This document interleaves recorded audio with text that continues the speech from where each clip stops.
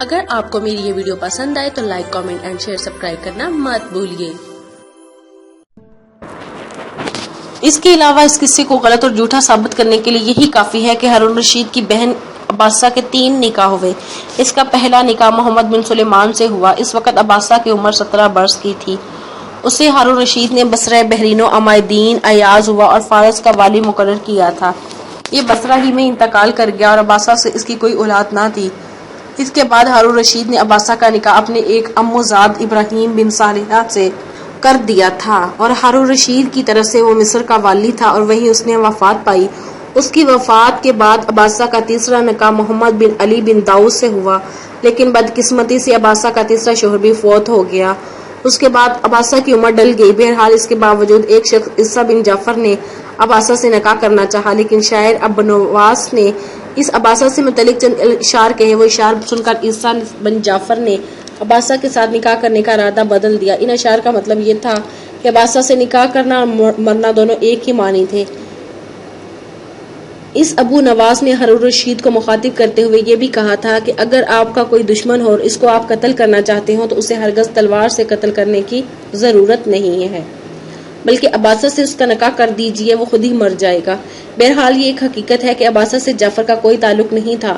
دونوں کی شادی ہوئی، نہ ان کی کوئی اولاد تھی۔ عباسہ کی 3 شادیاں ہوئی اور بدقسمتی سے ان کے تینوں شوہر ختم ہو گئے۔ تیسرے شوہر کے مرنے کے بعد وہ ویسے بھی بوڑھی ہو چکی تھی۔ عباسہ اور جعفر کے اس افسانے میں یہ بات تعجب خیز ہے کہ بہن کے 3 بچے پیدا ہو گئے اور بھائی ہارون رشید کو 7 برس تک خبر نہ ہوئی، اور جو بہن اس نے اتنی عزیز رکھی ہوئی تھی وہ روزانہ اس کے جلسوں میں شریک ہوا کرتی تھی۔ جب وہ بچوں کی پیدائش کی وجہ سے غیر حاضر رہی تو بھائی کو کیسے اس کی غیر حاضری شاک نہ گزری اور کیسے اس نے صبر کر لیا، کیونکہ نکاح کی غرض تو یہی تھی کہ جعفر اور عباسہ صرف بزم طرب میں روزانہ شریک ہوا کرے۔ ان سارے عوامل کو اگر غور سے پرکھا جائے تو ہر قاری اس نتیجے پر پہنچ سکتا ہے کہ یہ واقعہ حقیقت میں کچھ نہیں ہے، بس دلچسپی پیدا کرنے کے لیے اسے گڑھا گیا ہے، ورنہ حقیقت سے اس کا کوئی تعلق نہیں ہے۔ عطریف حویلی میں داخل ہوا۔ جب وہ دیوان خانے میں گیا، وہاں ریان، شہریار، سماوا اور برسک بیٹھے آپس میں گفتگو کر رہے تھے۔ عطریف جو ہی دیوان خانے میں داخل ہوا، شازیہ نے اس کی طرف دیکھا، پھر شکوہ بھری آواز میں اس نے پوچھ لیا، آپ کہاں چلے گئے تھے اور پھر آپ اکیلے آ رہے ہیں؟ ابا کہاں ہیں؟ امیر کدھر ہیں؟ اور بھائی ابراہیم بھی آپ ساتھ نہیں آیا؟ عطریف آگے بڑھ کر ایک نشست پر بیٹھ گیا۔ کچھ کہنا چاہتا تھا کہ شازیہ نے پھر شکوہ کرتے ہوئے کہنا شروع کیا، بابا آپ گھر سے ظہر کی نماز پڑھنے کے لیے گئے تھے، ظہر تو ایک طرف رہی، اب تو عصر کا وقت بھی گزر گیا ہے، اب چاروں اکٹھے گئے تھے اور اب آپ اکیلے واپس آ رہے ہیں، ابا امیر اور بھائی ابراہیم کو کہاں چھوڑ کر آئے ہیں؟ جواب میں عطریف مسکرایا اور کہنے لگا، بیٹی یوں جانو وہ تینوں ایک اچھے معاملے کی طرف گئے ہیں۔ شازیہ نے تجسس بڑے انداز میں عطریف کی طرف دیکھا اور کہنے لگا، کیسا اچھا معاملہ؟ اس پر مسکراتے ہوئے عطریف بول اٹھا، بیٹی تم جانتی ہو کہ جعفر برمکی کے قتل کے بعد اس کے بھائی اور اس کے باپ کو ہارون رشید نے زندان میں ڈال دیا ہے، ان کی حویلیوں، ان کے محلوں کی تلاشی لی گئی ہے اور جس قدر دولت اور زور جواہرات وہاں سے ملے ہیں وہ سلطنت کے خزانے میں داخل کر دیے گئے ہیں۔ بغداد شہر میں جعفر کے بھائی فضل نے فرتاس سازی کا ایک کارگھر بنایا تھا اور وہ کارگھر امیر المومنین نے اسماعیل بن قاسم کو دے دیا ہے اور تینوں اسی کارگھر کو دیکھنے کے لیے گئے ہیں، اس کا جائزہ لیں گے۔ تم جانتی ہو بیٹی اسماعیل تو اکثر و بیشتر مختلف لشکری مہموں میں رہتا ہے، ابراہیم بھی چونکہ لشکر میں ایک سالار ہے، لہٰذا جب کوئی بڑی مہم درپیش ہوتی ہے تو وہ بھی لشکر کے ساتھ روانہ ہوتا ہے۔ بھائی قاسم کو اس لیے ساتھ لے کے گئے ہیں تاکہ جب دونوں بھائی باہر ہوا کریں تو قاسم اس گھر کی نگرانی کرے، اور اس سلسلے میں ابراہیم جب کسی مہم پر نہ ہوا کرے گا تو وہ بھی قاسم بھائی کا ہاتھ بٹایا کرے گا۔ ظریف کے اس انکشاف پر شازیہ بے حد خوشی کا اظہار کر رہی تھی، پھر بولی اور کہنے لگی، جب یہ کرتاس سازی کا کارگھر یہاں نہیں تھا پھر کرتاس کہاں سے آتا تھا؟ عطریف نے غور سے شازیہ کی طرف دیکھا، پھر کہنے لگا، بیٹا اس وقت یہ کرتاس و کاغذ مصر سے منگوایا جاتا تھا، مصر کی زمین کرتاس سازی کے لیے بڑی پرانی، بڑی مشہور۔ عطریف یہاں تک کہنے پایا تھا کہ اس کی بات کاٹتے ہوئے شازیہ بول اٹھی، وہ کیسے؟ جواب میں عطریف نے کچھ سوچا، پھر وہ شازیہ کی طرف دیکھتے ہوئے کہہ رہا تھا، بیٹا اس کرتاس سازی کی اور کاغذ کی تاریخ بھی بڑی پرانی ہے۔ ہزاروں سال پہلے جب کاغذ عالم وجود میں نہ آیا تھا تب لوگ اپنی یادداشتوں، اپنے قصے، اپنے کہانیوں، اپنی داستانوں، اپنے قیمتی یادوں اور تحریروں کو زندہ رکھنے کے لیے مکانوں کی دیواروں اور پتھر کی سیلوں پر کتاب کر لیا کرتے تھے۔ اس کا نقصان یہ ہوا کرتا تھا کہ زبردست قومیں قبیلے کمزور قبیلوں اور قوموں پر حملہ آور ہوتی، ان کے ملک کو فتح کر لیتے تو دیواروں پر لکھی ہوئی وہ تحریریں تاریخ اور یادیں باقی نہ رہتی تھی، اور جن اقوام کی وہ یادیں ہوا کرتی تھی وہ انہیں حسرت سے دیکھتے ہوئے رخصت ہو جایا کرتے تھے اور اس قابل نہ ہوتے تھے کہ دشمن سے شکست کھانے اور بھاگنے کے بعد اپنی یادوں اپنی تاریخ کا کوئی نوشہ اپنے ساتھ لے جا سکے۔ چنانچہ انہی مجبوریوں کو سامنے رکھتے ہوئے بابل والوں نے کچی اینٹوں پر کتابیں لکھی اور ان کو آگ پر پختہ کر لیا کرتے تھے۔ یہ گلی کتب کہلاتی تھی، یہ بھی ٹوٹ جایا کرتی تھی اور خاصا نقصان ہوتا تھا۔ اس کے بعد ایسا ہوا کہ مختلف ملکوں نے اپنے تحریروں اور تاریخوں کو کھالوں پر لکھنا شروع کر دیا۔ اس کے علاوہ بھی تحریر کے مختلف طریقے تلاش کیے جاتے تھے، اس لیے کہ گلی کتب جو تھی ان میں خامی یہ تھی کہ وہ اینٹوں کی صورت میں ہوتی تھی۔ اینٹوں کا وزن کچھ کم نہ تھا، لہٰذا یہ طریقہ کتابت آہستہ آہستہ بند ہونے لگا۔ لیکن ایسا ہوا کہ جب زمین سے معدنیات کا خزانہ نکلنا شروع ہوا، یعنی لوگ لوہے، تانبے، دوسری دھاتوں کے استعمال سے واقف ہوئے، تو معدنی پتھروں پر کتابت شروع ہوئی۔ لوگوں نے اپنے حالات واقعات ان پتھروں پر لکھنا شروع کر دی اور صدیوں تک یہ سلسلہ جاری رہا۔ نیز یہ معدنی کتابت بھی ناقص ثابت ہوئی۔ تب مصر کے حکماں نے تقریباً کئی ہزار سال پہلے کاغذ ایجاد کیا۔ یہاں تک کہنے کے بعد اتریف رکا، پھر اپنا سلسلہ کلام آگے بڑھاتے ہوئے وہ کہہ رہا تھا، شازیہ، مصر میں ایک درخت ہوتا ہے جس کو پیپاری کہتے ہیں، یونانی اس کو پائپارس کہتے تھے۔ یہ درخت سطح زمین سے 10 ہاتھ اونچا تھا۔ تنے کی جسامت کلائی کے برابر ہوتی ہے اور اس میں موٹی شاخیں ہوتی ہیں اور اس کی پتیاں نازک ہوتی ہیں اور چھوٹی چوٹی پر نازک پتے موجل کی طرح لٹکتے ہیں، اور اس درخت کے ریشے نہایت اہم ہوتے ہیں اور چوٹی پر نازک پتے مورچھل کی طرح لٹکتے ہیں، اور اس درخت کے ریشے نہایت نرم ہوتے ہیں۔ چنانچہ ان ریشوں سے مصر میں کاغذ بننا شروع ہوا۔ میری بیٹی، کاغذ بنانے کا طریقہ یہ تھا کہ ایک موٹی شاخ تراشی جاتی تھی، پھر تیز اوزاروں سے باریک پرت اتار لیے جاتے تھے اور پرتیں ایک تختے پر جمائی جاتی تھی، انہیں خشک ہونے کے لیے رکھ دیا جاتا تھا۔ جب تہ بتہ رکھے جاتے ان پتوں سے رطوبت خوشبو خشک ہو جاتی تو ان پتوں کا ایک گٹھا بنا لیا جاتا جس کو دریائے نیل میں بکثرت غوطے دیے جاتے۔ غوطے دینے کے نتیجے میں جب یہ ریشے نرم ہو جاتے تھے تو کتاب کی طرح شکنجہ ان پتوں کو کس لیتے تھے، پھر شکنجہ سے نکال کر ایک ایک ورق دھوپ میں خشک کرتے تھے۔ اس کے بعد سوگریوں سے انہیں کوٹا جاتا تھا، پھر سمندر کی بڑی کوڑیوں سے رگڑوا کرتے تھے۔ اس وقت یہ کاغذ نہایت نفیس اور چکنا ہو جاتا تھا اور اس پر کتابت ہوتی تھی۔ یہاں تک کہنے کے بعد اتریف رکا، پھر اپنے سلسلہ کلام کو آگے بڑھاتے ہوئے پھر کہہ رہا تھا، بیٹی، ہمارے ملک دوئم فاروق اعظم کے دور میں یہ کاغذ مصر سے عرب میں آیا اور تمام دفاتر اور ممالک عرب میں جاری ہوا۔ اس کاغذ کو عرب میں برزری بردی کہہ کر پکارا جاتا تھا۔ غالباً یہ جی پاری کا بگڑا ہوا تلفظ تھا، بالکل ایسے ہی جس طرح پائپارس سے انگریزی میں پیپر بنا ہے۔ عہد جاہلیت میں عرب خصوصاً قبائل یمن و باخت شدہ چمڑے پر بھی کتابیں، خطوط اور دستاویزات لکھ لیا کرتے تھے۔ یہ چرمی نوشتے اگرچہ کاغذ کے مقابلے میں زیادہ مضبوط ہوتے تھے، لیکن پانی میں بھیگ جانے سے متعفن ہو جاتے تھے اور کیڑا لگ جایا کرتا تھا۔ لہذا نصافت پسند اصحاب نے اس کتابت کو بند کر دیا اور مصری کاغذ میں ترمیم کر کے ایک خاص کاغذ ایجاد کیا۔ لیکن وسیع پیمانے پر مصریوں کے بعد چینیوں نے کاغذ سازی میں ترقی کی اور لگ بھگ 200 صدی مسیح چین کے شہر کنٹن میں روئی سے کاغذ بنایا جانے لگا۔ چنانچہ اس کاغذ کو زیادہ سے زیادہ فروغ ہوا اور سب سے پہلے اہل سمرقند نے چینیوں سے یہ فن سیکھا اور روئی میں دوسری اجزاء بھی شامل کر کے انہوں نے کاغذ کو اور زیادہ نافذ بنایا اور یہ کاغذ سمرقندی کہلاتا تھا، جو پہلے سے بنائے جانے والے سب کاغذوں پر فوقیت لے گیا۔ عربوں نے سمرقند والوں سے ہی کاغذ سازی کا فن سیکھا۔ آغاز دولت عباسیہ میں مصری دو چینی کاغذ دفاتر میں مستعمل تھا اور یہ لمبے تختوں کی صورت میں ہوا کرتا تھا، جس کو عربی میں چینی کاغذ دفاتر میں مستعمل تھا اور یہ لمبے تختوں کی صورت میں ہوا کرتا تھا، جس کو عربی میں طاس کہا جاتا تھا۔ کاغذ کے یہ تختے بڑی گرہ قیمت پر فروخت ہوتے تھے، لہٰذا ہارون و فاس کہا جاتا ہے کہ کاغذ کے یہ تختے بڑے۔ لہٰذا ہارون رشید کے عہد میں فضل برمکی نے کاغذ سازی کا کام گھر بغداد میں قائم کیا، جس کا نام صنعت نوراقہ رکھا گیا۔ اس کارخانے کی وجہ سے بغداد اور شہر کے نواب میں علوم و فنون گھر گھر پھیلانا شروع ہوئے اور مذہبی تصنیفات اس کثرت سے ہوئی جس کا کوئی شمار نہیں ہو سکتا، اور اس گھر کا یہ فائدہ بھی ہوا کہ کاغذ کے افراد سے ہزاروں علماء کے لیے کتابت ایک محض پیشہ بن گیا اور ان کی آمدنی کا ذریعہ بھی ہو گیا۔ اب فضل برمکی کے بعد جبکہ وہ زندہ میں ڈالا گیا، اس صنعت الورقہ کو امیر اسماعیل کے حوالے کر دیا گیا۔ یہاں تک کہنے کے بعد عطریف رکا، پھر کہنے لگا وہ تینوں باپ بیٹا اسی کارگر کی طرف گئے ہیں، اس کی پوری عمارت اور ہر چیز کا جائزہ لیں گے، وہاں کام کرنے والے لوگوں سے بھی ملیں گے۔ اسی بنا پر مجھے امید ہے کہ وہ عشاء مغرب کی نماز کے بعد گھر آ جائیں گے۔ یہاں تک کہنے کے بعد عطریف جب خاموش ہوا تو ریان کے کہنے پر وہ ان سب کو برمکی خاندانوں کی محلوں کی تلاشی اور ان کو زندان میں ڈالے جانے کی حالات کی تفصیل سنا رہا تھا۔ قاسم، ابو اسماعیل اور ابراہیم عشاء کی نماز کے بعد حویلی میں داخل ہوئے۔ اس وقت سب لوگ دیوان خانے میں بیٹھے ہوئے تھے۔ تینوں جب دیوان خانے میں آئے تب سب اپنی جگہ پر اٹھ کھڑے ہوئے۔ سب سے پہلے گلوں اور شکایتوں سے بھرپور انداز میں قاسم کی طرف دیکھتے ہوئے گفتگو کا آغاز کیا۔ بابا، اتنی دیر آپ ظہر کی نماز کے لیے گئے تھے اور اب عشاء کی نماز کے بعد اب گھر آئے ہیں۔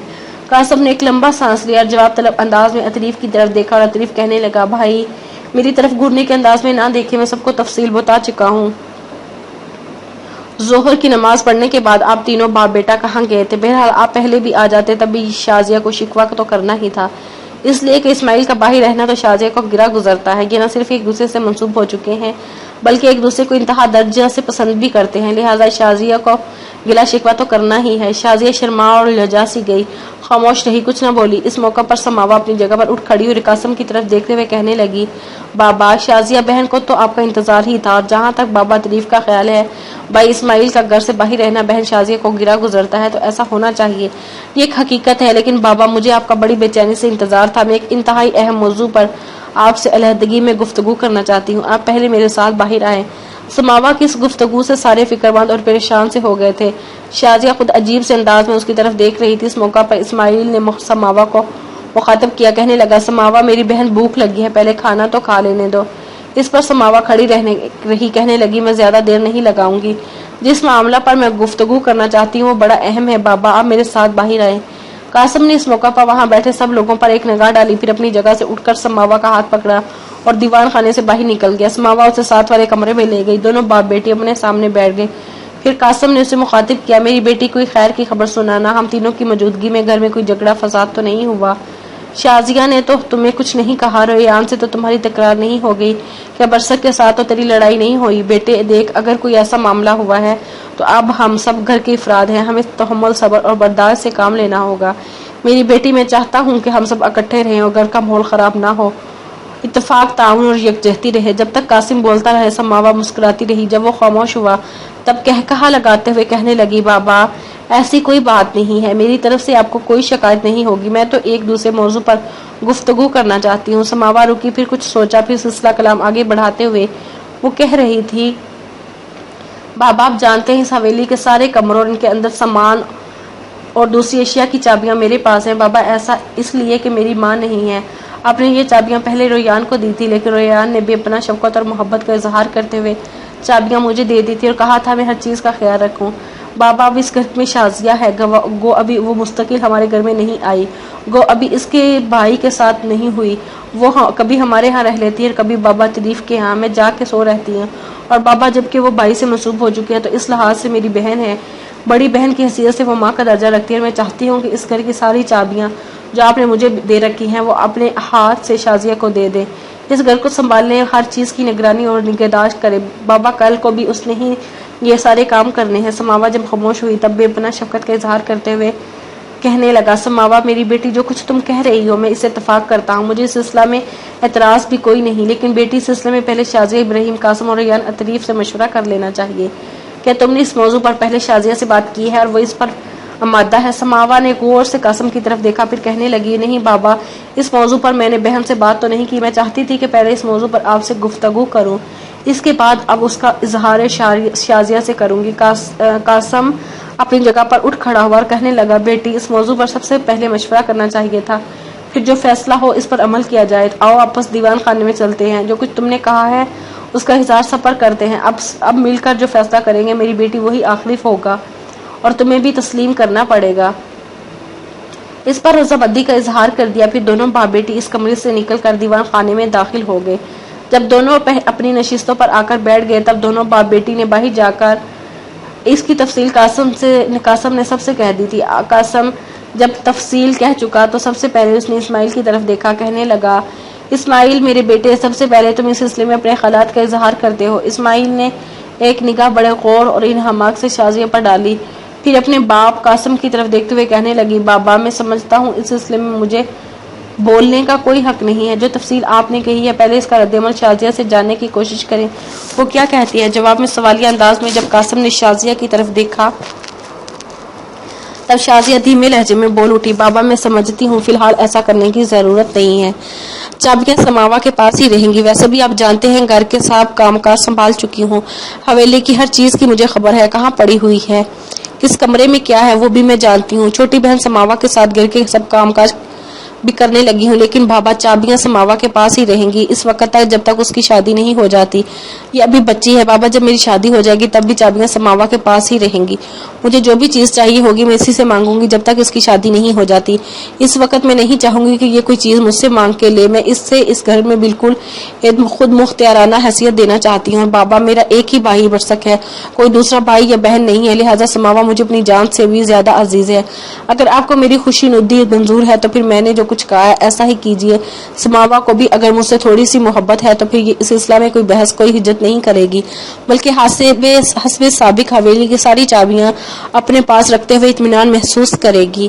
شازیہ کے خاموش ہونے پر قاسم نے سماوا کی طرف دیکھا، پھر کہنے لگی، بیٹی اب بول تو کیا کہتی ہے، اس وقت شازیہ تیرے پہلو میں بیٹھی ہے، جو کچھ کہنا ہے پہلے اس سے کہہ لے پھر ہم سے کہنا۔ سماوا مسکرا دی، پھر کہنے لگی، بابا اب میرے پاس کہنے کے لیے کچھ رہا ہی نہیں، جو الفاظ میری بہن شازیہ نے کہے ہیں ان کے سامنے نہ میں کچھ بول سکتی ہوں اور نہ ہی بولوں گی۔ جس طرح میری بہن چاہے گی، جب تک یہ چاہے گی ایسا ہی ہوگا جیسا اس کی پسند ہو۔ سماوا کا جواب سن کر سب خوش ہو گئے تو پھر اسماعیل نے شازیہ کی طرف دیکھا اور کہنے لگا، ساری رات حویلی کی چابیوں سے متعلق ہی گفتگو ہوتی رہے گی یا کھانے کو بھی ملے گا؟ اس پر جست لگانے کے انداز میں اور مسکراتے ہوئے شازیہ اٹھ کھڑی ہوئی کہنے لگی، آپ سب لوگ یہیں بیٹھے، کھانا میں یہیں لگاتی ہوں، پھر اکٹھے بیٹھ کے کھاتے ہیں۔ جب شازیہ اٹھ کر باہر نکلی تو سماوا بھی اٹھی، شازیہ کا اس نے بازو پکڑ لیا، پھر دونوں مطبخ کا رخ کر رہی تھی۔ قسطنطنیہ میں ملکہ آئرین کی حکومت تھی اور اس کا خزانچی نسیفورس کے ایک عرصے سے آئرین کو تخت و تاج سے ہٹانے کے اندر ہی کوشش کر رہا تھا۔ آخر اس کوشش میں کامیاب ہوا۔ اپنے سالاروں، اپنے بیٹے اور اپنے داماد کے ساتھ مل کر اس نے قسطنطنیہ کے لشکر کے چھوٹے بڑے سالاروں کو انعامات سے نوازتے ہوئے اپنے ساتھ بلا لیا اور ملک آئرین کو تخت و تاج سے محروم کر کے خود شہنشاہ بن بیٹھا۔ نسیفورس انتہا درجے کا دھوکہ باز، فریبی اور چال باز شخص تھا۔ اس سے متعلق مشہور موروگبن لکھتا ہے، یقیناً بہت سے معتبر حکمران گزرے ہیں جو نسیفورس سے زیادہ مجرم تھے، لیکن اپنی رعایا میں اس سے زیادہ گہرا ہما گیر، تنقید، تنفر شاید کسی ہی نے پیدا کیا ہو۔ اس کی شہرت 3 مکروہ عیوب سے داغدار تھی، یعنی ریاکاری، محسن کشی اور حرص۔ نیکی کے ہر گوہر سے عاری تھا اور تلافی کے لیے اس میں کوئی اعلیٰ جوہری موجود نہ تھی۔ جوہروں سے موخر ہونے کے باوجود اس میں کوئی پسندیدہ خصوصیت بھی نہ تھی۔ قسطنطنیہ اور روما کے سلطنت ان دنوں اختلافات بھی تھے۔ وہ اس طرح کہ قسطنطنیہ میں جب ہرقل کا خاندان ختم ہو گیا اور نیا خاندان اس برسر اقتدار آیا جس کا پہلا شہنشاہ لیو ثابت تھا، اسے بالعموم لیوا سالیبی کہتے ہیں۔ یہ لوگ آرتھوڑ کی مسیحیت کے پیروکار تھے۔ انہیں پایا جان روما اختلاف تھا اور اختلاف کے ذکر اکثر مقامات پر آتا ہے۔ قسطنطنیہ کے مسیح شہنشاہ عموماً بین چلتے رہے۔ ان کے شہنشاہ جسٹنین نے یہ کوشش کی تھی کہ پایا بان رومائم کا تفوق قائم ہو جائے۔ لیوا سارے ان بتوں، مجسموں اور تصویروں کی پرستش کا قائل نہ تھا جو زمینوں کے زیر اثر پائے مسیحیت کالا یا نفق یزو بن چکی تھی۔ لیو نے بڑے اہتمام سے بتوں اور مجسموں اور تصویروں کے خاتمے کی ٹھان لی اور عرف عام میں اس عمل کو بت شکنی کہا جاتا تھا، گویا لیو بت شکن تھا۔ اسی وجہ سے مغربی مسیحی اور پایان روما نے مذہباً ان لوگوں کے سخت مخالفت ہو گئے تھے۔ اس صرف ایک مثال پیش کر دینی کافی ہے۔ لیو سادس کا بیٹا قسطنطین خامس بن شکنی میں باپ بھی 2 قدم آگے بڑھا ہوا تھا۔ وہ کم و بیش 36 سال قسطنطنیہ حکمران رہا۔ مغربی مسیحیوں کی تصویر ایسے انداز میں پیش کی کہ زنجیریں پہنا کر اسے جہنم کے سب سے نچلے طبقے کے شیاطین کے ساتھ بٹھا دیے، اور اس کے برعکس قسطنطنیہ آرتھوڑ کسی مسیحی اسے خدا رسیدہ سمجھ کر قبر پر دعائیں مانگنے جاتے تھے۔ ان کا خیال تھا کہ مسیحوں میں اوہام پرستی بڑھ گئی ہے اور وہ ذاتی جدوجہد کی بجائے اور کرامتوں کے خواہاں رہتے ہیں، اور رحمانیت بہت ترقی کر رہی ہے اور وہ تمام کی استعداد کا خواہاں تھا۔ یہ سرگرمیاں روما سے ان کا مخالفت کا باعث بنی۔